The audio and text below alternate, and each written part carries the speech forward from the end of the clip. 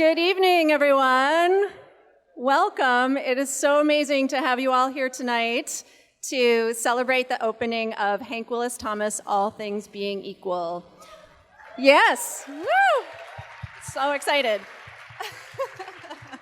I'm Sarah Krajewski, the curator of modern and contemporary art here at the Portland Art Museum. I'm Julia Dolan. I'm the minor white curator of photography here at the Portland Art Museum, and we're so happy to have you here.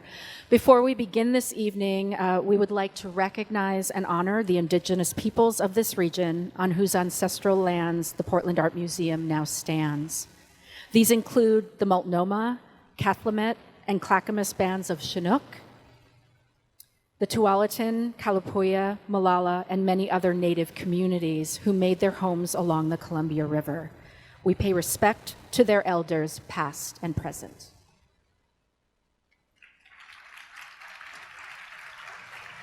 The Portland Art Museum relies on private support to fuel our public mission, and more than 60 funders helped to make this exhibition possible.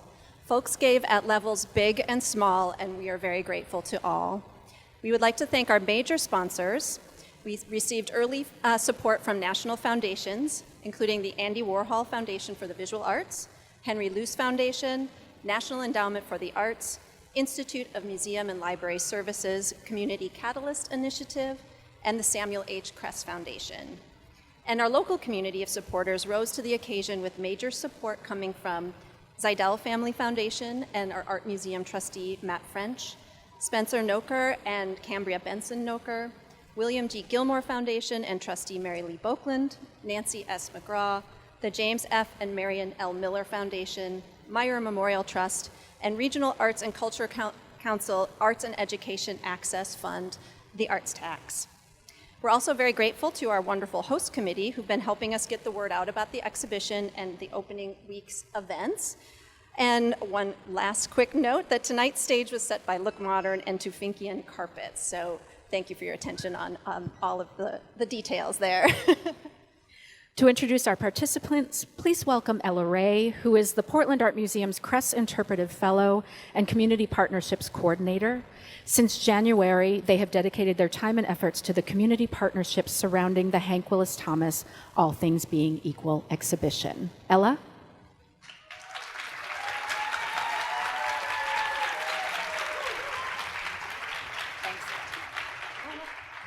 Thank you. Hello. Thank you for being here, everyone. I want to say a big thank you to We+Black first and foremost for partnering with us on this event. Yeah, shout out to y'all. Thank you so much. And another big thank you to all the people who've been working on the All Things Being Equal exhibition. It takes a lot of people to make this happen, so shout out to you, and shout out to all of you for being in the room. Thank you so much. Before we get into the critical conversation, I'd like to introduce the panelists. First, Hank Willis Thomas is a conceptual artist living and working in New York, whose practice primarily focuses on themes relating to perspective, identity, commodity, media, and popular culture. Moderating this evening is Derrais Carter. Derrais Carter teaches, writes, and creates art about Black life. He loves cognac, Gladys Knight's voice, and his crew. He is the author, co-author, or co-editor of multiple books, which will probably be published soon.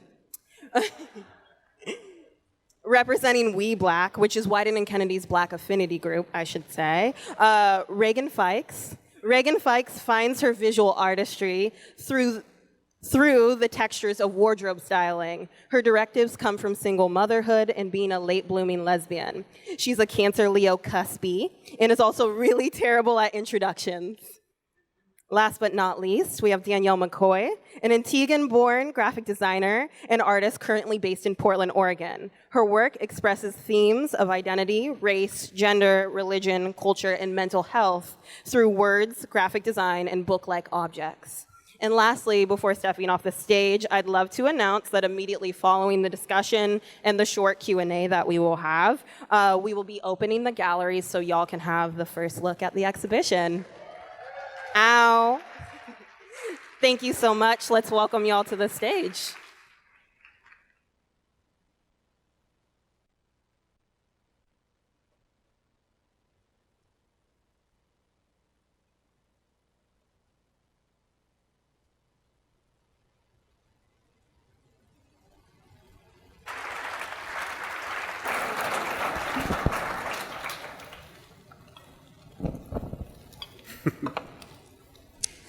Why are you still having the bag?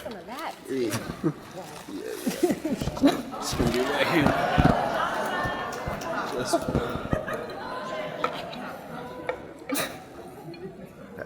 Just a little swallow. Whatever you don't want, I take. Yeah. Just a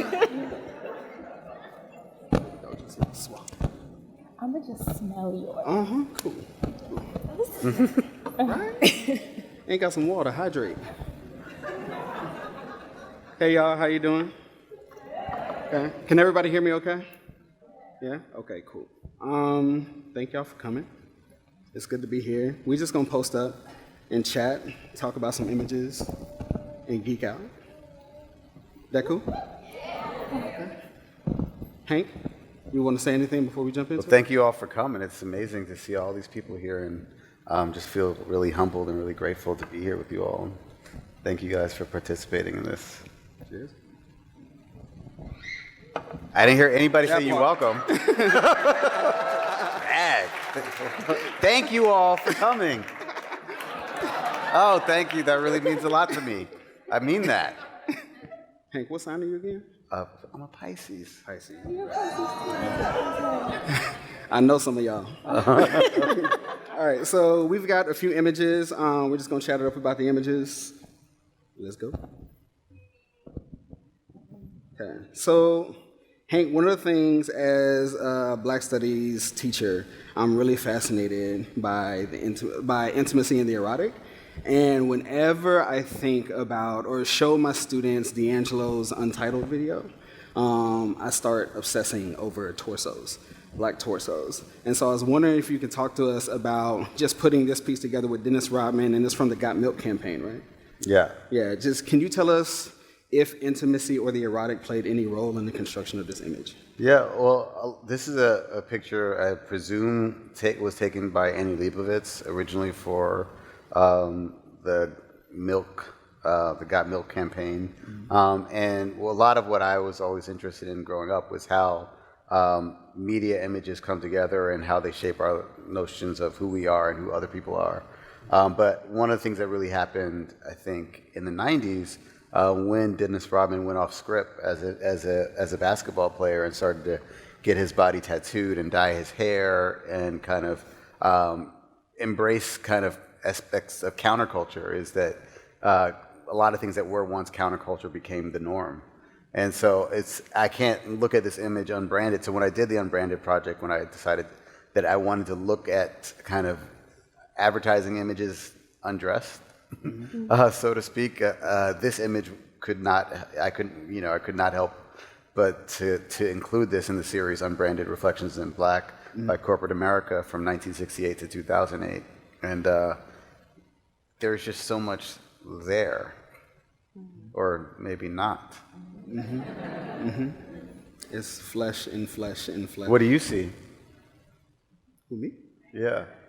Oh man, I'm a lush and a hussy, and so I'm like, there's something that's so charged about it. It's like, yeah, it's the return of the gays, like that's cool, but also it is such a great flex, right? It's like stretching skyward, but also like bending the arms back is like low-key kind of submissive, like that. He could be standing up or he could be laying down. There are all of these things which, like, to my little spirit, it's like, well, go ahead, Dennis. Do all the things, stretch, be in your skin, be in your flesh. And it feels so private to me.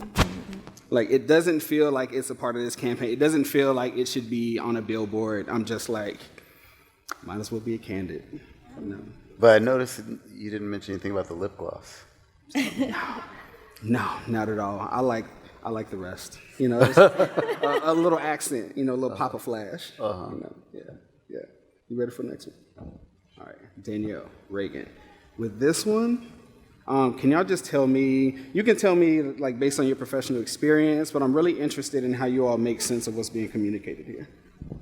Because this is also from Unbranded, right? Yeah, so just to give a little context for the project, I took 2 ads for every year from 1968 to 2008 and removed all the advertising information to look at kind of what's being sold. My previous series was called Brandied, where I was making images that looked like advertising.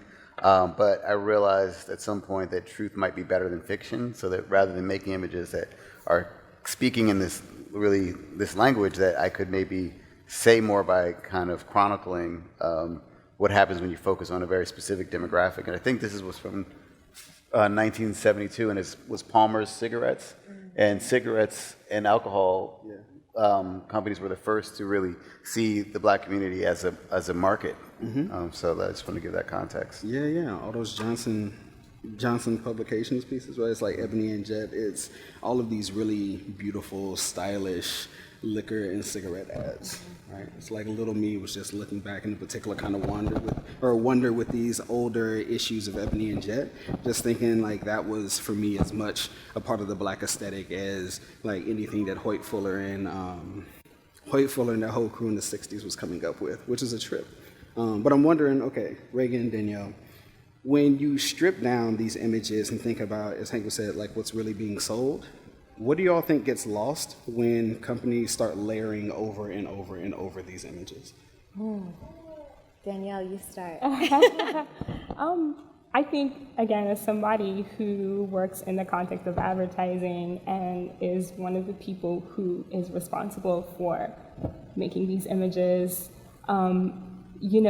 oftentimes when you, for instance, get a brief or are given lines, there's this kind of putting together and constructing that you have to do to obviously sell the thing the client wants you to sell.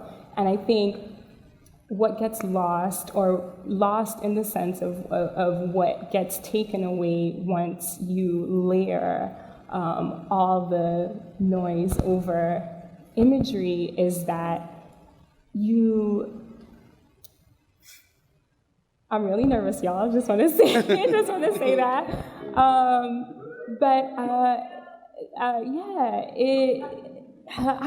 trying to. Regan, you might want to go because I'm trying to. I think you too. Looking at this photo, I see it's beautiful. I see my family. I see my heritage. I see a lineage. But sometimes you lose the reality when we layer the advertisement on top of it. You lose the reality of what it is. Sometimes you lose the reality of where it comes from, and the focus of where it comes from, the heart of where it comes from. For me, that's what I see, and I can look at that across boards of many ads, many things that we face in society every day. Sometimes when we're forced to strip down and look at it, we look at the reality and the honesty of what it actually is, and how it actually sits and impacts us. And being a black woman too, it's just like how it really impacts us and how it lives with me as I navigate life. Yeah. It's a trip to me, like looking at specifically with Unbranded, how when I look at this, I inevitably start thinking about popular culture and how blackness is the grammar for American culture, right? And it's like black folk been saying it since been saying it, right? But it's really interesting to me the kind of mastery, the visual mastery over black bodies that is represented by the layering of narratives onto this particular kind of image of black people. So there's that. Brandied. Hank, can you set the stage for this piece for us? Sure. I remember making it. Set the stage. I read a book, I think, when I was in graduate school at California College of the Arts, and it was called Michael Jordan and the New Transglobal Economy. And it looked at how many companies in different industries were able to grow their business primarily off of his grace, in a way. And that he, so like it talked about how Nike went from a $10 million company when he signed in 1984 to a $10 billion company when he retired in 2003. And how, whether it be Hanes or Gatorade, the NBA, all became kind of these major global corporations through their ability to kind of feed their message through him. And I was fascinated with him being a descendant of slave, and how transnational corporations were responsible for the slave trade that brought our ancestors here, and then also how he became a transracial figure in many ways through his both apoliticization, but also the certain cues that still made him black. And I was really just fascinated with that and started thinking about how slaves were branded as a sign of ownership, and then how we brand ourselves, like we live in a branded society. We're really just the first generation of people who most of what we do is mediated through a corporate lens. Like the phone that I have in my pocket that I talk, that's a corporate language. And the cars we drive and the clothes we wear really are meant to give people cues about our own value system. So I wanted to think about that, and I asked my friend Bayate to come to the studio with me, and I photographed him, and I don't know, it just kind of grew from there. The subjects in Brandied, are they branded or did they brand themselves? I can never quite This is figure. Photoshop. Well, no, but People have thought it was real.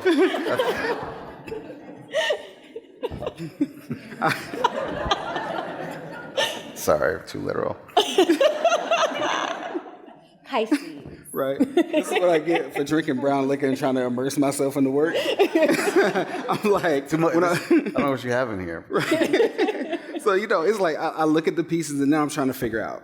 Because I have these conversations with a lot of folks about talking about black bodies. Like, talking about black bodies is not the same as talking about black life or black people, right? And so when I look at Brandied, like, I'm wondering, well, who is the person that does this particular thing to the body, right? Are we supposed to read it as corporate America? Not supposed to.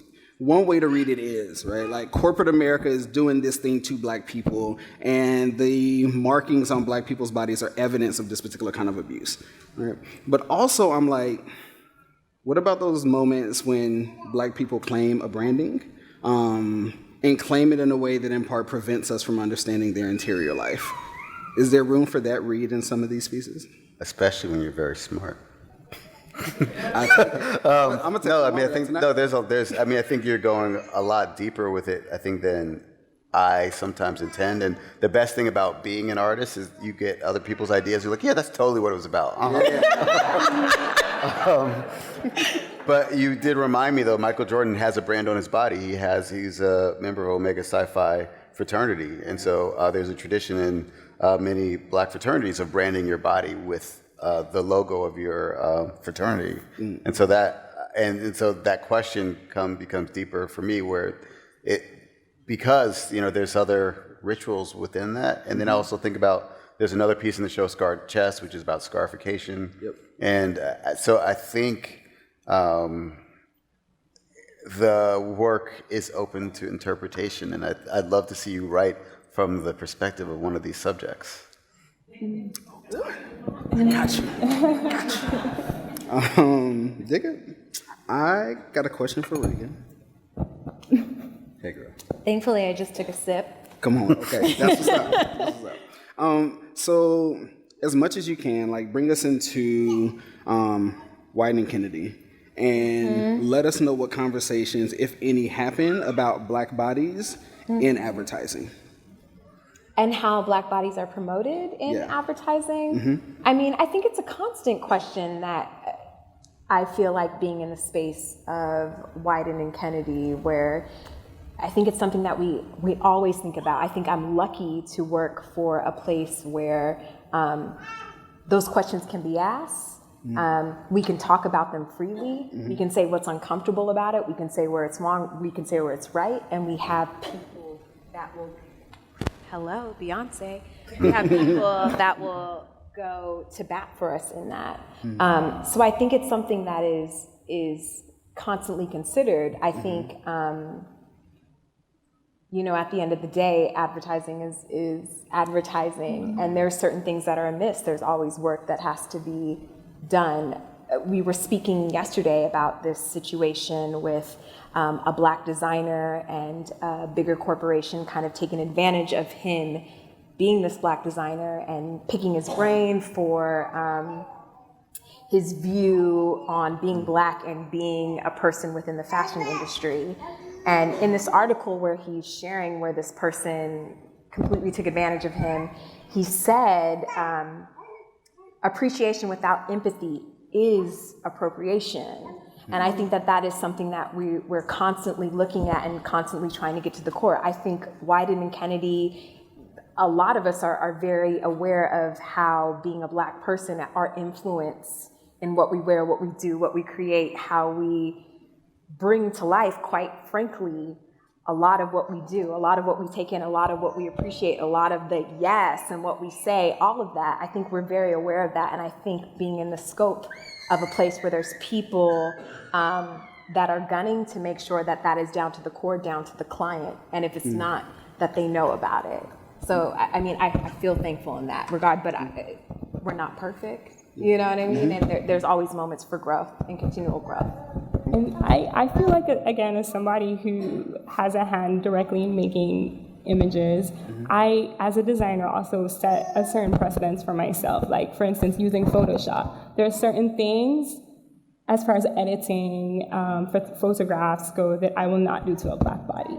That's just a personal choice. Like what? Like, I mean, there are times when you're doing comps for a particular client, and it would require you to do some Photoshop voodoo to make things look good, and oftentimes you can end up dismembering somebody in Photoshop, and I make a point not to do that, especially when I'm dealing with bodies that look like mine.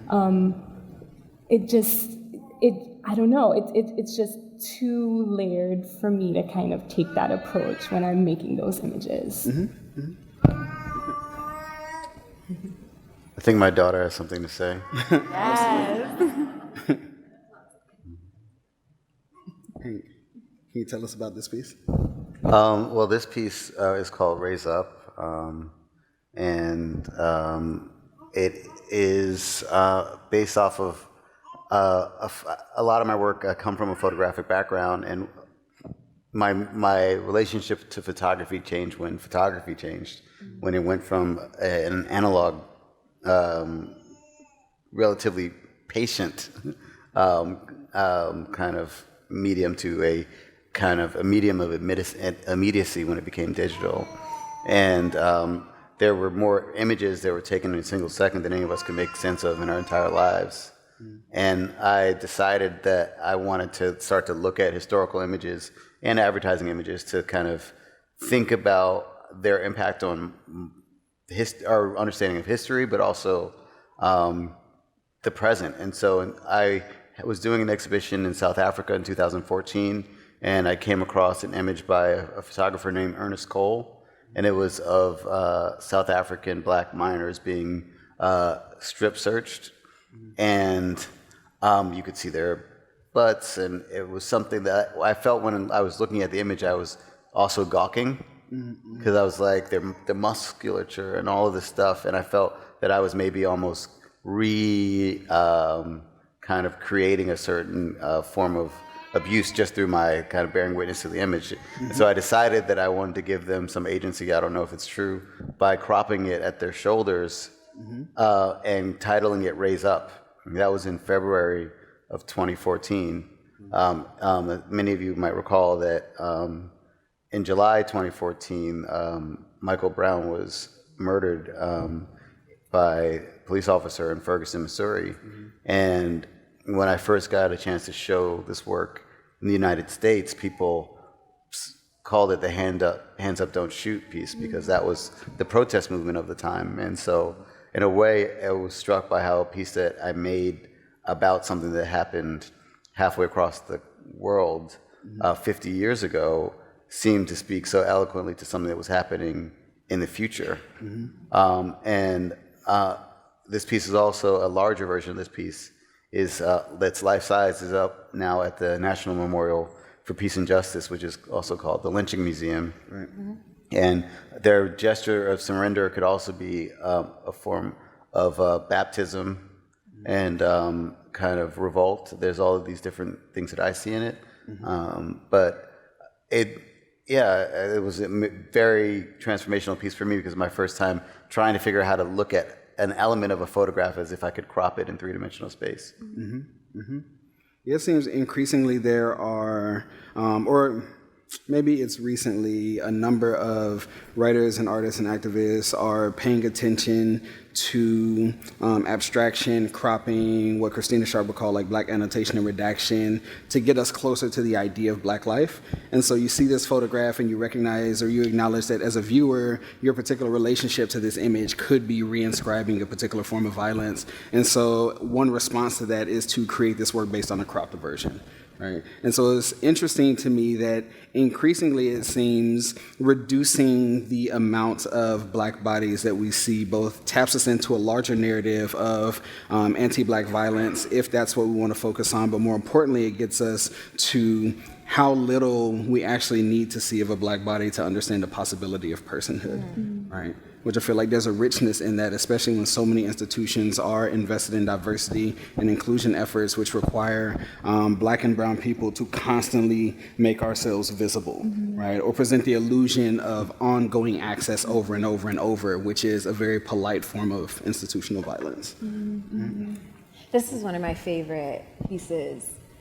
And I make my son, I have a son who's going to be 15 in December, and I make him view this because he appears to be older than he is. And I'm constantly reminding him growing up in Portland, we live in Southeast Portland, and he went to Sunnyside Environmental School and goes to Benson High School and all these things, and he loses within that environment sometimes what it means to be black. And I always remind him, like, Malik, there's things that your friends can do that you can't do, or there's ways that you'll get in trouble that your friends won't get in trouble. And he tries to dismiss it sometimes. And it's almost very emotional, because when I see this, I remind him, like, this could be you too. Like, you are public enemy number one, just being black, you know? Just being a black male in society. I know what it means to be a black queer woman, but I don't know the viciousness sometimes it is to be a black male. And this one, it chokes me up a bit, because I make Malik look at this and see this is something that happened so long ago, but it is still so relevant today. It was relevant for my parents. It was relevant before them, before. And it's still the same today. It's powerful. It's very powerful. And the cropping of it is, it can place anybody in it. It's a very powerful piece. Yeah. Damn. Hank, back to you. You want to tell us a thing about this image? You're the expert. Well, I was just listening. As many of us might recall, that our great and lauded Constitution, that some people think should never have been edited, counted some people, especially people who looked like us. Well, half of us weren't counted as people at all, and then some of us were counted as 3/5 of a human being when the Constitution was written. And I constantly refer back to things that I admire and I respect, but with a critical lens, because I think in order to embrace them more fully, I have to kind of make them more personal. And I look at history that way. I think about there was a famous abolitionist pen made in England that said, it was of a kneeling slave, and it says, "Am I not a man and a brother?" And that always stuck with me. And I met another black photographer named Ernest Withers, who was in Memphis, Tennessee, a well-known and respected photographer there, civil rights photographer.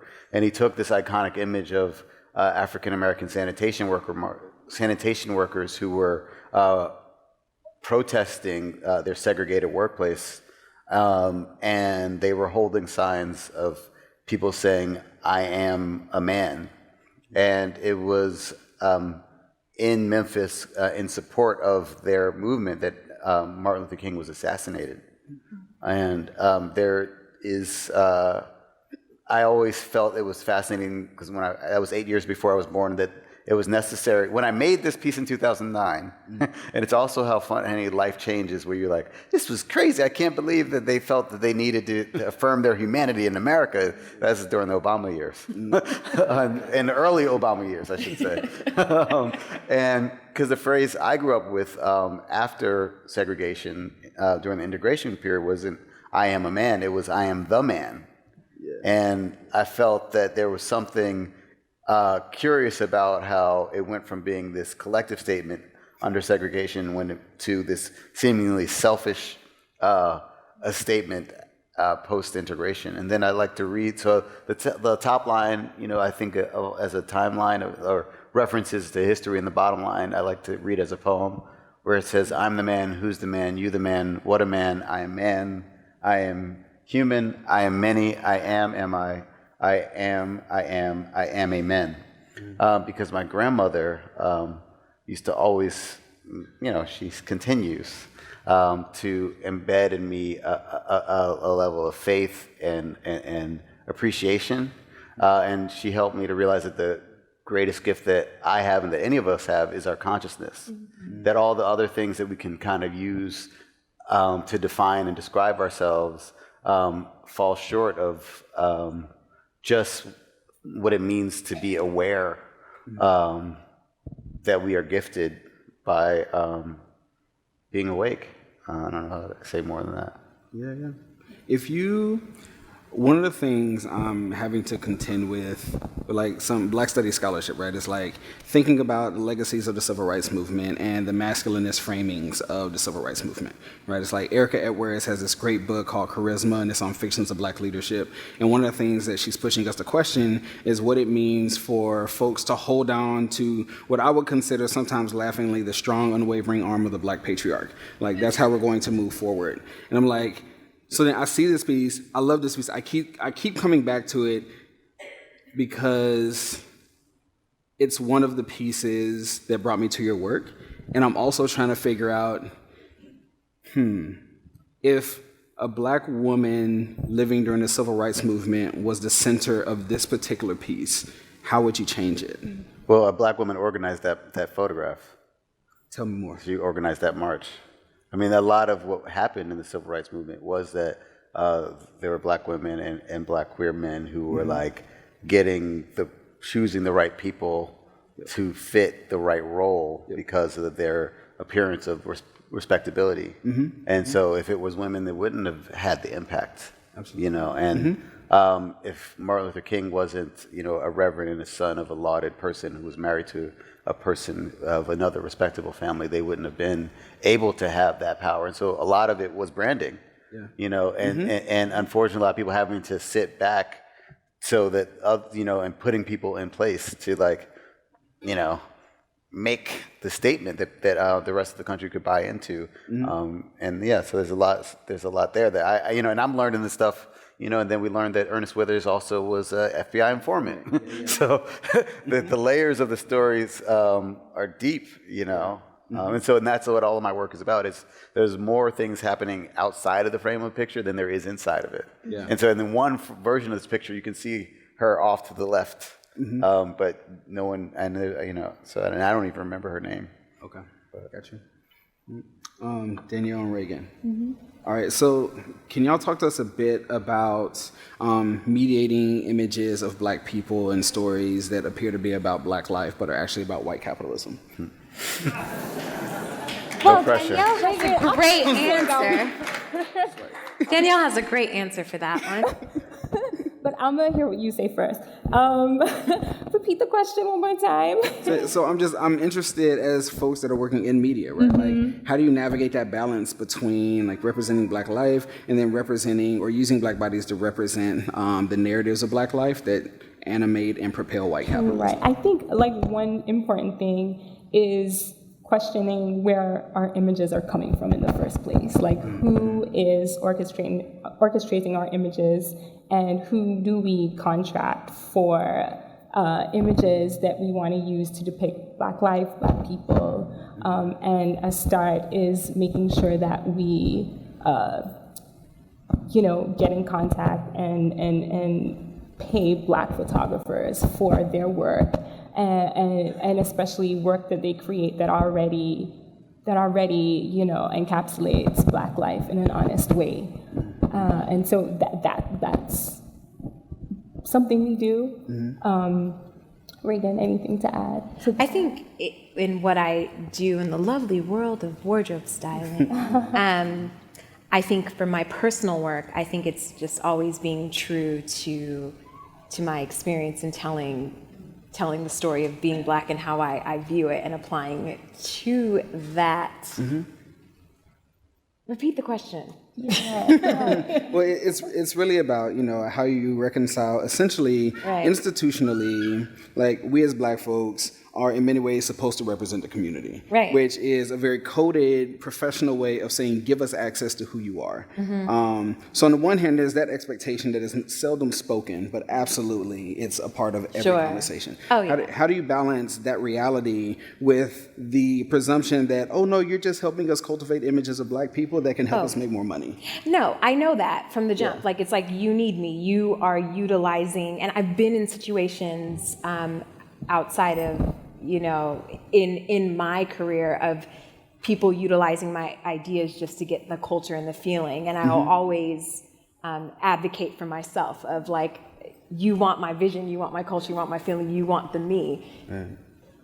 You can't have the me unless you can pay the me, So I think that, and I've been in situations where, I've lost jobs or other moments of like, oh no, you just took my voice. My father, he's a visual artist. He is always an inspiration, constant inspiration for my creative self. But he always reminds me, like, you have the ideas, you are the it. So they can take it from you, but they can never recreate it and continuously create it. So I hold fast to that. But I mean, this is what's been happening to us for centuries upon centuries upon centuries. But we always create and build it. This is what we did. We made nothing out of something, and we continuously do that. So you can try, but you can pay me for it. And if you can't, good luck trying to recreate it. And how do you navigate that in academia? Absolutely. It's from the moment I had to write diversity statements for scholarships, and they want me to put my pain on a page. Right? Like, that's how I paid my way. That's how I use somebody else's money to get a degree. And that's the thing, right? It's like, I realized I had a mentor help me understand that I don't need to cart out all of my hurt and my pain and my trauma. There are actually some really nice nuanced ways that I can perform the expectation to get whatever kind of access I want and need. Because the institution ain't gonna see me, the institution still don't see me. I think it's also, you talked about how you navigate in the classroom in really explicit ways, though. I'm like, at this point, my grandpa says no romance without finance. And so I show up enough to get my coin, but then once I'm in the classroom, it's like me and my students are sitting there just geeking out over ignorant ratchet shit, right? But that's like our work, is to be in that space to process not just history, but theory, art, all of these things, and try to build a vocabulary. But none of what I do in a classroom, or none of what my students and I build in the classroom, will ever be a part of a contract, right? Like, it'll never be a part of what an institutional thinks is possible through Black studies, right? Or the centering of Black life. And so I'm like, I know that y'all are gonna evaluate me on XYZ. I'm gonna talk about XYZ. Y'all don't get to know shit else. I believe in invoices and lies. And this is like one of the ways that Black people have survived institutions. And so I'm like, I'm a lie, and make sure that the checks are clearing. And I'm also going to try to... this is being live streamed, though. Absolutely. Absolutely. That's it. At this point, I can claim a radicality that is non-existent because people won't because you have tenure deeply enough. Yeah. But that's it. Some of that stuff is so real in the corporate space too, as a Black employee, right? There's a certain amount that I'm gonna give you as a Black employee, but beyond my pay grade and what I choose to share, I'm not giving you any more because you shouldn't be privy to that. I find it to be the interesting thing. I worked with a visual artist. She's from here and she lives in New York. Her name is Shauna X, and we constantly have conversations of when it was talking about her being commissioned to do X, Y, and Z and negotiating contracts and going back for like, oh, well, we can't do it for that much because, but it's like, you want her culture, you want her voice, you want her opinion. And I always find it interesting because I believe if it's a white male who enters the room and says, no, I need this for this, people stop and they bow down and they're like, well, so-and-so needs this and he needs that along with it and a horse to ride on and do that whole thing and let's make space for it. So for myself, and it could get me in a lot of trouble, it has gotten me in a lot of trouble sometimes.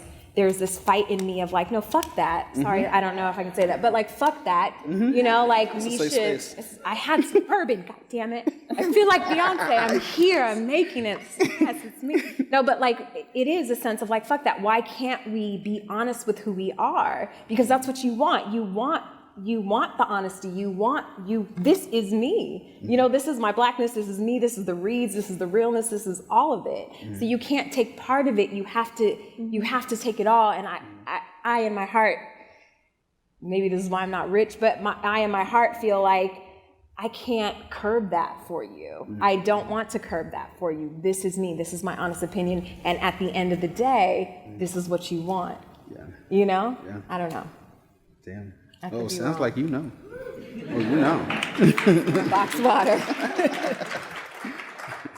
All right, Hank, you referenced this piece earlier. Tell us a little bit more about it. We're back to torsos. Well, people used to think that was my body, and I would lie and say yes. You can lie. Yes, my friend Adrian.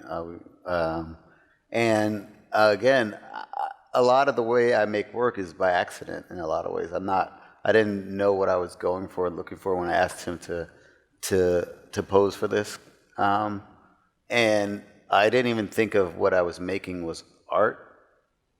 I was really just trying to understand.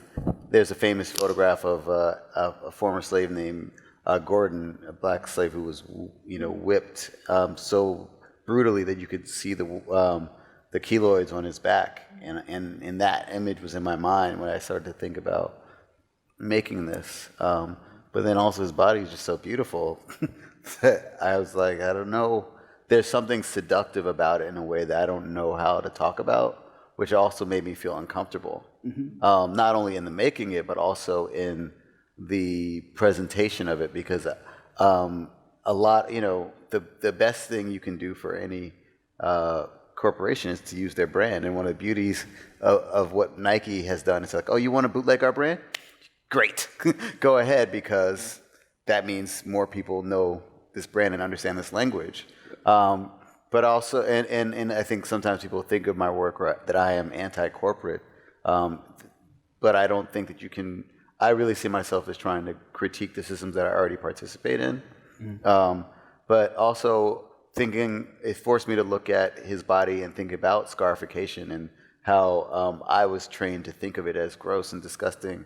And then start to think about, see the beauty in it. And I think that is another kind of layer of the work that the symbols that were created, that people, we talk about art as something separate from our lives in Western culture, but in many other cultures, like there is no, art is life. Our bodies are art, not only what do we adorn, the way we mark our bodies, the way we talk, the way we dance, the way we wear our hair is art. It's not supposed to be up on the wall. It is life. And I think that's something that's kind of layered in this work that I don't really get to speak about often. So y'all, Nike, I'm wondering if y'all could talk about what labor does for the creation of images of black bodies, right? So in this context, we can consider like a black sporting body. We can consider what labor does to the production of an image of black bodies that helps sell athletic apparel.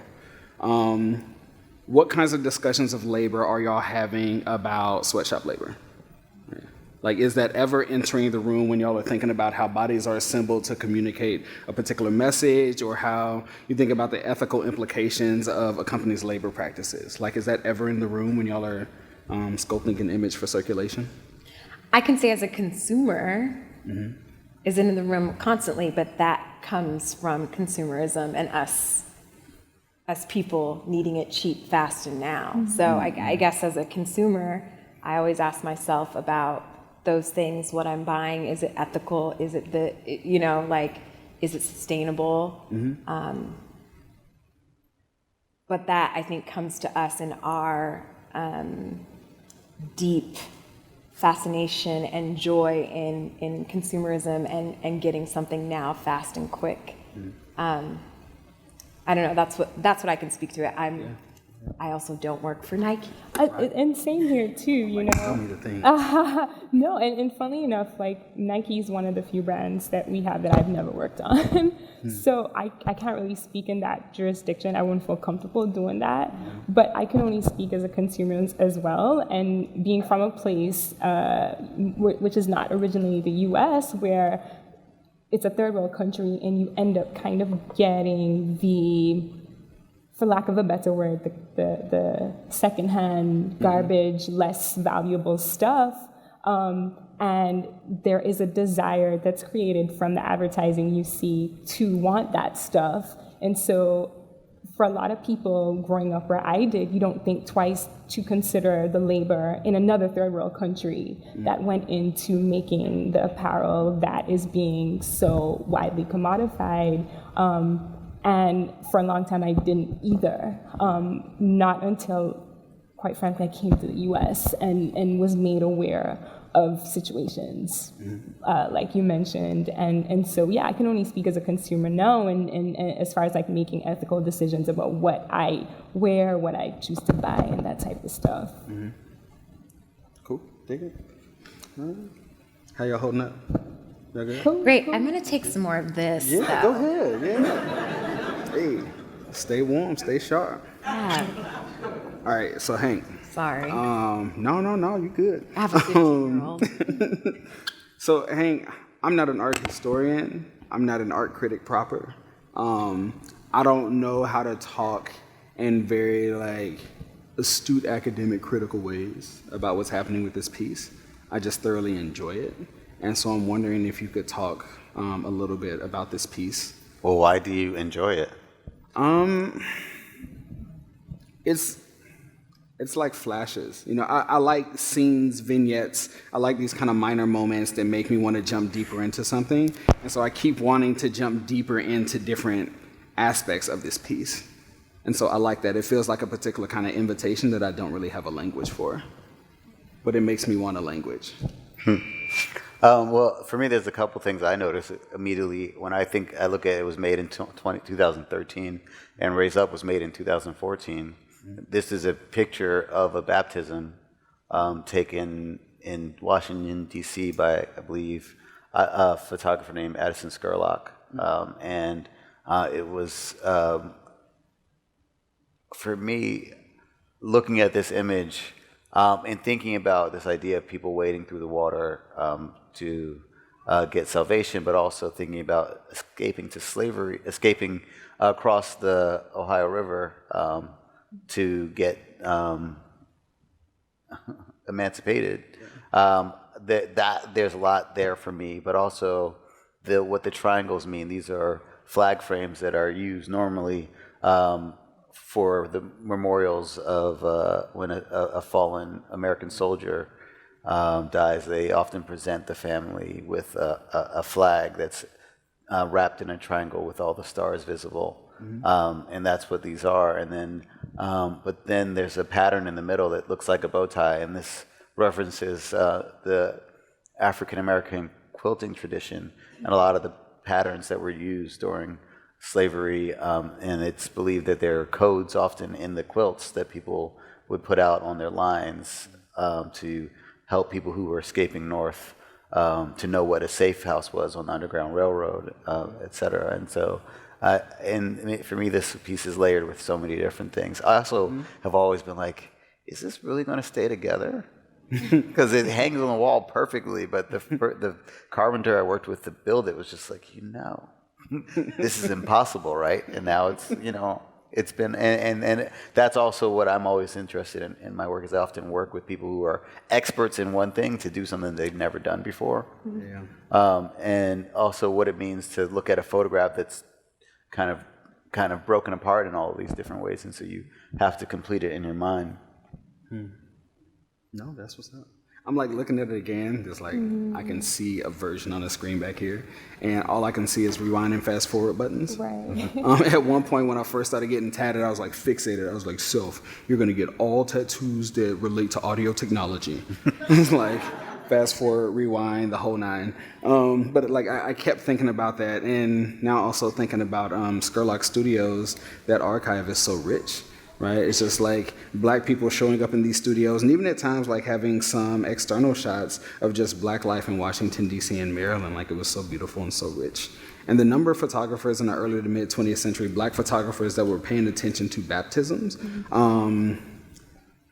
My friend Bart has read enough in Black theology to be able to talk critically about that. Hello, Bart. Hey, boo. I have not, but it's just something that resonates with me, like this ongoing documentation of Black spiritual practices, and hands being raised, and also bodily submission. All of that kind of stuff comes up for me. Let's go here to this place, Brandied. Yeah. What's coming about? So this is a piece that was it's called Priceless. It was taken at my cousin's funeral.